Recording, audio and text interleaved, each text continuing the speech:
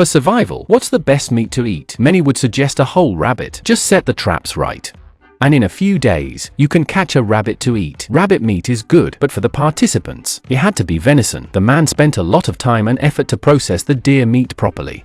The deer heart alone, bigger than my face, is enough to sustain me. Every night, I drift off to the aroma of cooking meat. Just imagining it brings me joy. Let's take a look at how he did it. It's the 20th day of the challenge, and 7 participants are still in the game. The camera shifts to Jordan. No one expected him to actually hunt a deer. He was incredibly excited at that moment.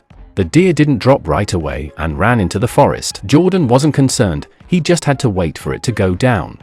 Look at the foamy blood, it proves that the arrow just hit the lungstall who can't run far. Jordan can think about what to do with it.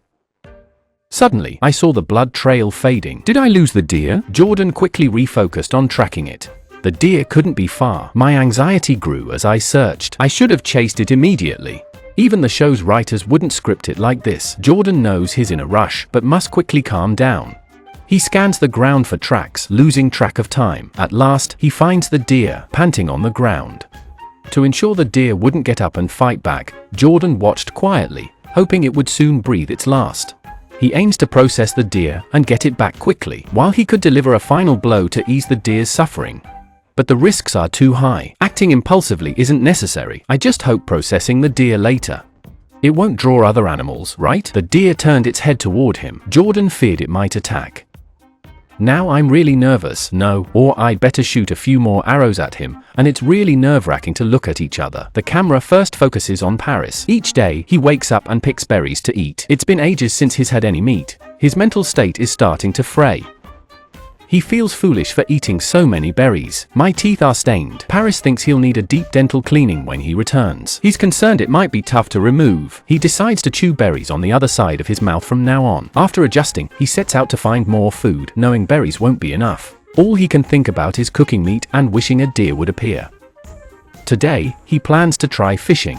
Catching a big fish would be great. He's lost a lot of weight since arriving, but he's not too worried about being asked to leave the show. He just feels weaker and finds it harder to focus on survival tasks. The worst part is, whenever he's not busy, Paris can't stop thinking about his family. It's the first time he's been away from his wife for so long since they got married. He worries about how they're managing at home and feels an increasing urge to return. Fishing isn't yielding any results either. He has no idea how to get food next. The area is so quiet, there's no sign of any animal activity. Paris tries to motivate himself, thinking he can only take it one day at a time. Let's see what Brady is up to. Brady wonders how the others are faring, feeling like they're all hunting deer while he's starving.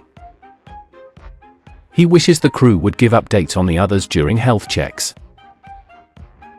It might encourage some to quit, but it could also boost everyone's morale. He's just so exhausted. He needs to find some food. Brady doesn't know what he'll encounter today. The surroundings are eerily quiet. He doubts he'll find much to eat here. At best, he might find some berries. Since arriving, he's been trying to adapt, but it's not going well. If he doesn't get enough meat in the next few days, finding food will be tougher once winter hits. He'll be stuck in his sleeping bag, hoping others give up first. He's only found a few animal tracks along the way. The path is too narrow for a deer to pass through. But it does prove there's food nearby, which lifts Brady's spirits a bit, even though he's experienced in survival. Nothing compares to this. It's driving him crazy. The deer droppings aren't fresh. So the deer might have wandered into another contestant zone. If you've seen past seasons, you know most people are starving. Few manage to hunt meat. Unlike others, he doesn't have a backup plan. Now, he's just trying to endure the hunger. When the day arrives for me to spread my wings, the focus returns to Jordan. He's been waiting endlessly for the moose to drop, but it just won't. Jordan is growing increasingly anxious. If the moose doesn't fall soon, he fears he won't have time to process it before nightfall. All he can do is watch and hope. Jordan's stomach growled louder and louder. He wanted to rush up and take down the moose right away. Just when he thought he'd have to wait longer, the deer rose, gasping for breath, in what seemed like its last burst of energy.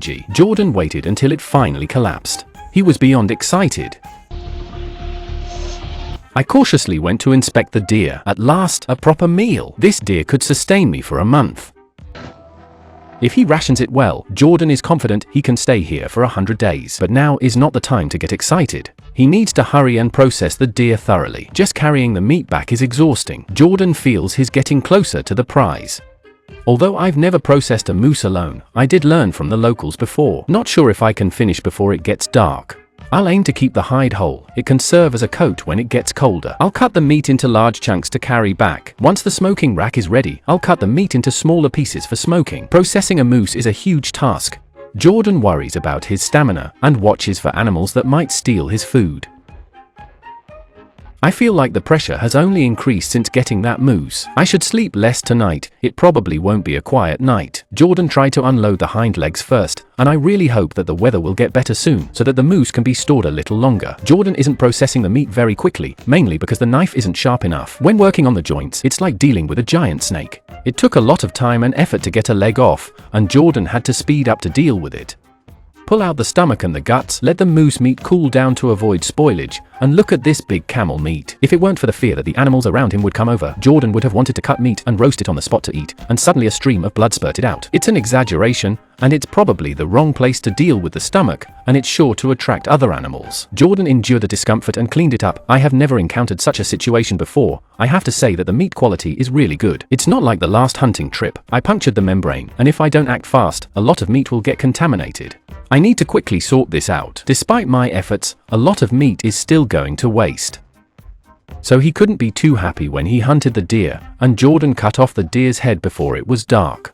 Carry the deer back to the shelter and see if the deer's heart is about to be as big as its head. So fresh, can it be eaten raw? Jordan has been busy processing the deer meat and bringing it back, even working into the night. Today really took a toll on his body. Now, only the deer hide and some meat remain to be carried back. Fortunately, Jordan didn't run into any dangerous animals, so he managed the transport without issues. On the 21st night, Paris was hit with severe leg cramps out of nowhere, crying out in pain.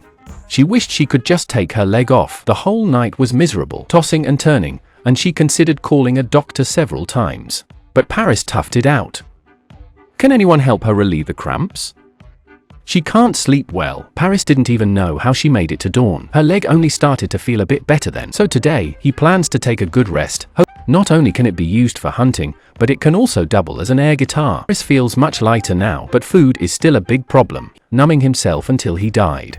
He and his mother struggled a lot, so Paris needs the prize money to improve his kids' lives. It's his main motivation right now.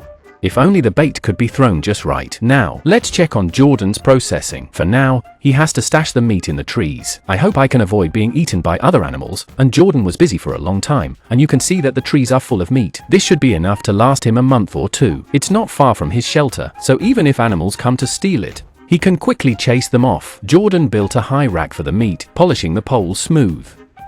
I'm not afraid that rats will go up, and now he's going to go to the shelter to smoke meat, and hopefully it will last a little longer. The smell of blood is still quite strong. I don't know when it will be attacked. Where is the safest place to put this venison? Of course, it is in my stomach. Unfortunately, I can't finish it quickly. I'm worried about bears, but I have no better choice.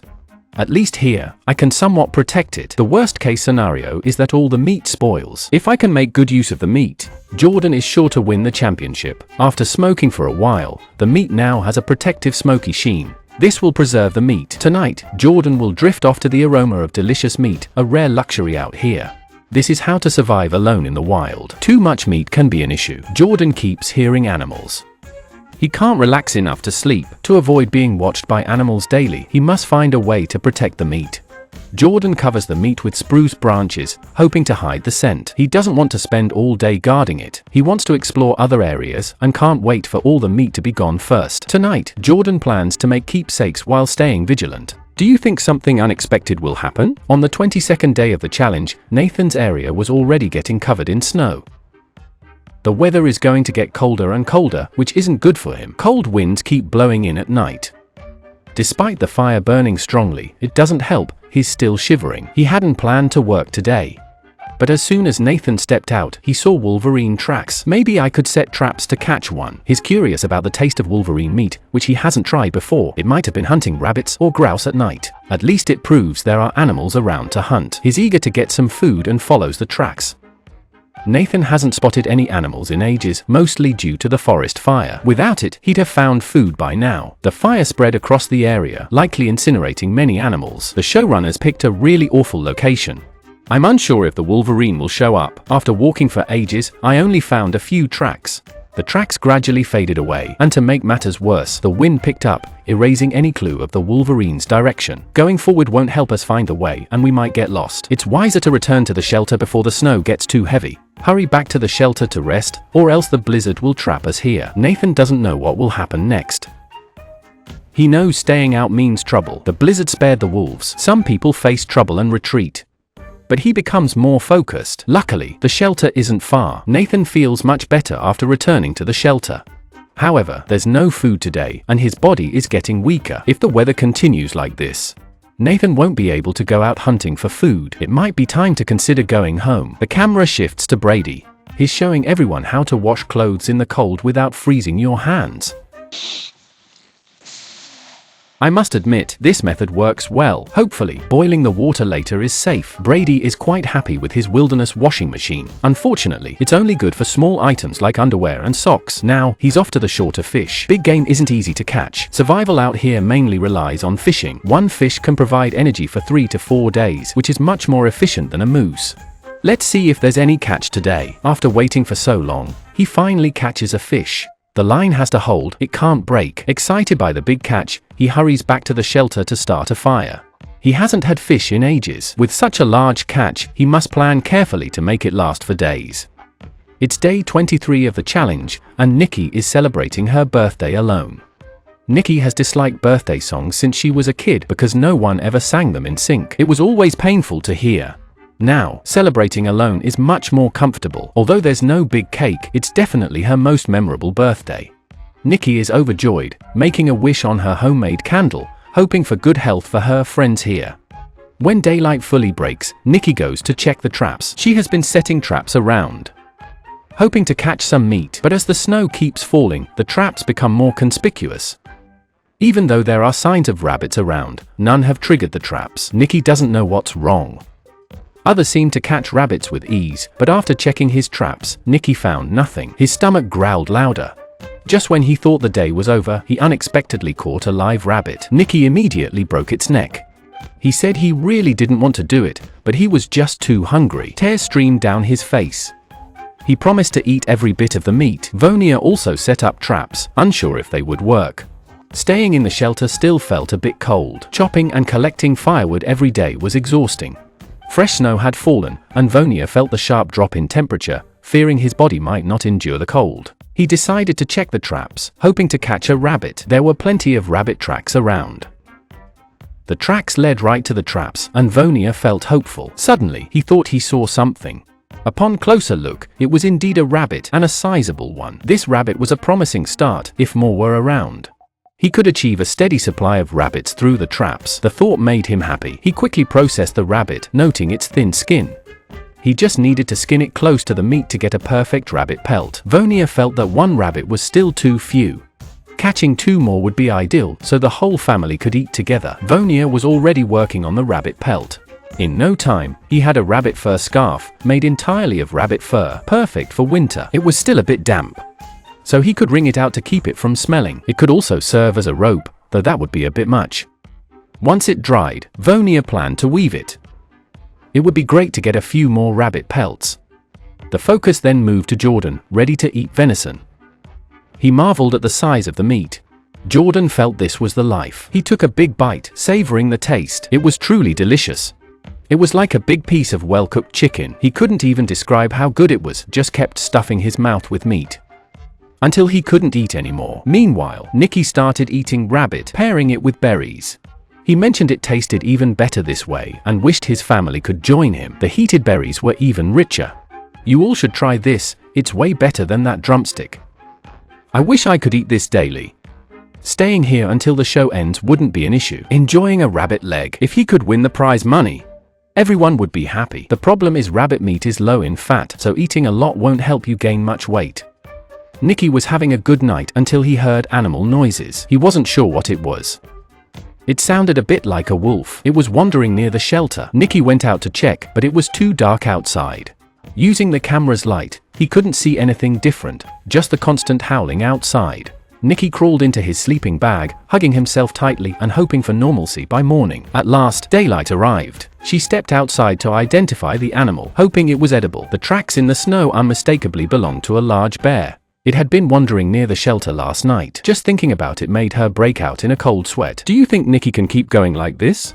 Let's wait and see.